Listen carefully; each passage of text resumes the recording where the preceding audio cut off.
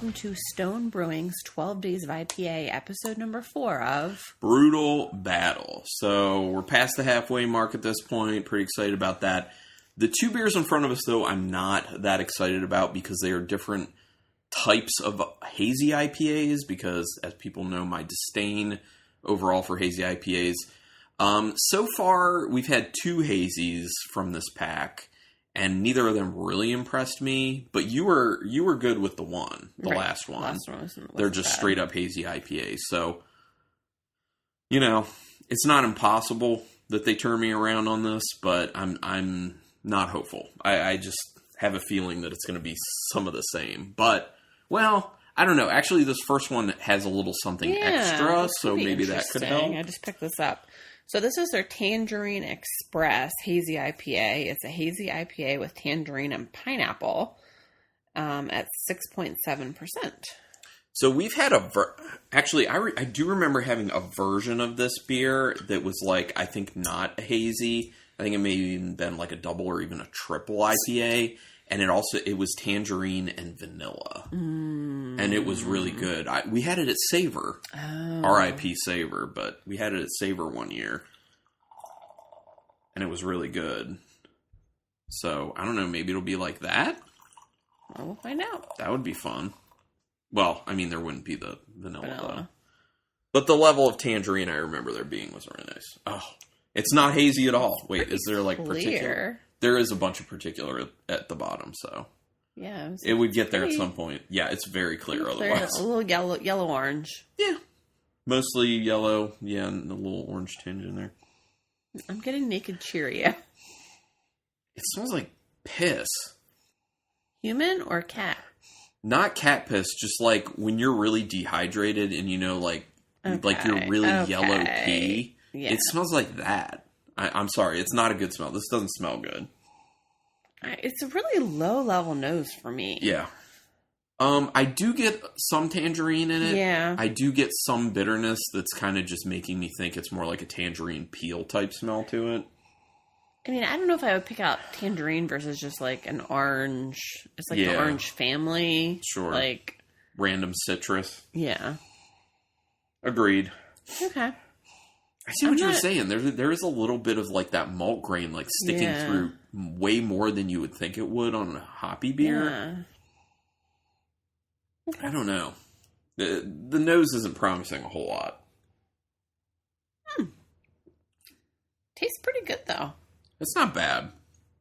It's not bad. Thankfully, they had that tangerine. Mm-hmm. I can definitely perceive the tangerine. The pineapple is a little bit harder to suss out. That yeasty grossness is starting to grow, though, so it's kind of getting me. I kind of like it. Yeah, there's some sweetness, some bitterness, fruitiness. Yeah, there is the tangerine fruitiness in there, it's coming off a decent citrus. But the problem is, as I keep drinking it, I feel like that yeastiness is just destroying it. Every sip I take, the yeastiness is becoming more pronounced, and the citrus, which is the nicest flavor in the beer, is becoming less pronounced. Mm-hmm.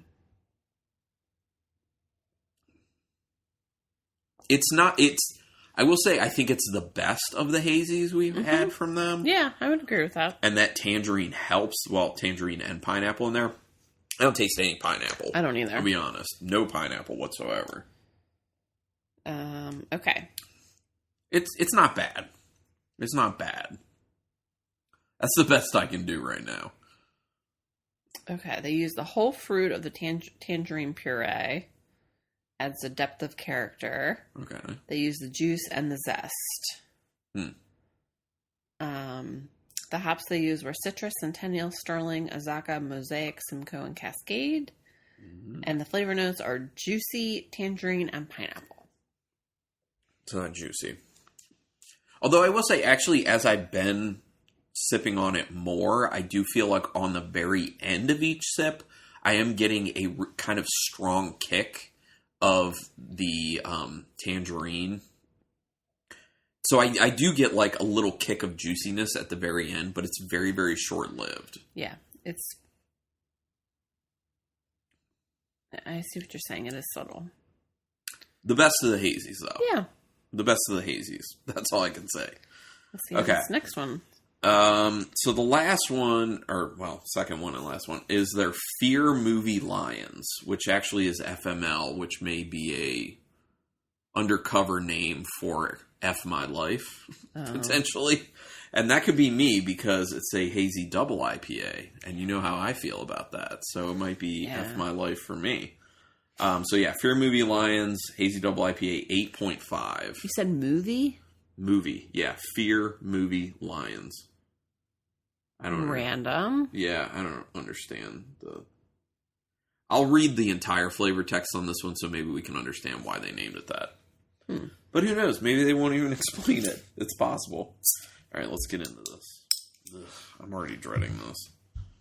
Like, double IPA. Because that's the thing, is like, historically speaking, like, first of all, obviously we don't really like hazies that much. Then when you have a higher alcohol, usually a higher ABV, the construction of a hazy IPA isn't able to, like, flavor-wise, hold up to that. And the alcohol ends up just taking over. So we'll see what happens. A little more kind of hazy. This is a little more orange. This one also has a bunch of particular at the bottom. So yeah, this one's a lot more orange. As far as the hazy IPAs go, this is the most orange-looking one. This has, like, no nose. Oh, I get a lot of pine.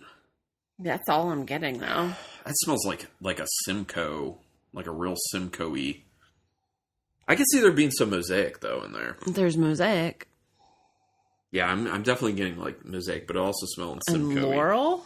Yeah, I'm not super familiar with Laurel. I know we've had beers with it, but I couldn't pick it out.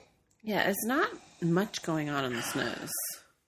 I don't dislike it. I actually think that it smells like a really dialed down version of that delicious double IPA. Oh, interesting. Nose-wise, because there is a little bit of a syrupiness on the nose. There is like a dehydrated sweet orange, and I'm getting a good amount of pininess. I mean, actually, I'm saying it smells pretty solid to me. I'm interested. Just so boozy. I just tasted it. You like it? There's some decent flavor at play there, though. I just can't get past, like, the level of booziness. Okay, so I do think what I was saying was kind of accurate with the flavor as well as the aroma, where, like, it was kind of smelling like a dialed down version of the delicious double IPA. It does kind of taste like that, but I would say it's got a little more of like a juicy kick at the end, and it's a lot lighter in its mouthfeel. It's juicy, syrupy, and bitter. The bitterness is not as much as I would think there would be with a flavor profile like this, but that's okay. I'm actually not mad at this beer. I'm actually alright with this. There's a decent pine. I mean, what we were smelling is what we were tasting. Like, there is a bit of that yeastiness, but the dehydrated sweet orange that I'm getting, plus that pininess, is really keeping that in check. It's keeping it like a low-level flavor, where in the first one, it's a lot more pronounced. So, I like it more. You like the second one more than the first one? Yeah. Oh, I like the first one more. Fear Movie Lions is actually... Now, this is the best of the hazies I've had from them in this pack. Actually, pretty excited about that. I like the Tangerine one. This one's like too bitter, too syrupy. Yeah, I mean, I see where you're coming from. It is pretty decently syrupy, but I mean, it makes sense. And too boozy. It makes sense for me to like it because of how I was talking about the delicious double IPA. Yeah. I'm like, I kind of almost like have to like chew a double IPA a little bit. Like, it is kind of a little syrupy. I actually like it. Okay. I'm going to go back to the Tangerine Express. I did too. I did, and I like it more. Oh, well, a lot more tangerine stands out now. I'll say that. And actually, a little bit of the pineapple. It definitely pops more. Mm-hmm. Yeah, it certainly does. That makes it a lot better. But you still like the second one more? Yes. Okay, I like the first one more. All right, so my winner is the Fear Movie Lions Hazy Double IPA. Rebecca's winner is the Tangerine Express regular hazy IPA with tangerine and pineapple added. I'm going to read the back of the Fear Movie lines.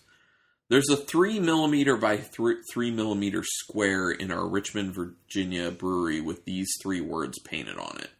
What 3 words exactly? For the uninitiated, that's what 3 words? I don't understand. It's a global addressing system to bring locations to the previously unlocatable. Inspired by the positive impact of this system, we decided to name this IPA after a 3-meter square in the brewery where it was created. Check it out. So now when someone says to you, what 3 words, you can reply with your own answer. If it's Fear Movie Lions, we'll see you here. That's stupid. That's like the dumbest stuff I've ever heard. I'm like very confused. It's confusing and it's dumb. Okay, so basically it's like, it seems like it's this idea of giving a location to something if it doesn't have like actual coordinates or an address. You know what I mean? So it's like using a combination of 3 words that's a distinct combination of those words to designate that space. It's stupid, but whatever.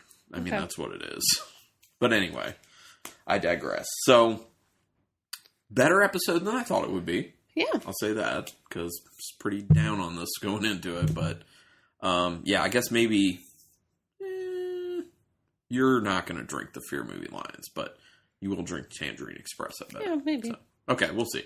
Anyway, thanks everyone for checking this out. Real quick, we can do the things. If you want to reach out to us for whatever reason, brutalbattlepodcast@gmail.com. If you want to be our virtual drinking buddies, you can friend us on Untapped. I'm Carlton Malibu, all one word spelled as it sounds. I'm Ruby Reb 62. And speaking of social media, Brutal Battle Podcast on Instagram. And you can get back episodes through brutalbattle.com or going to archive.org, which is where our files are hosted. Searching Brutal Battle because it's all there as well. And also help us out by rating and reviewing us through whatever podcatcher you use.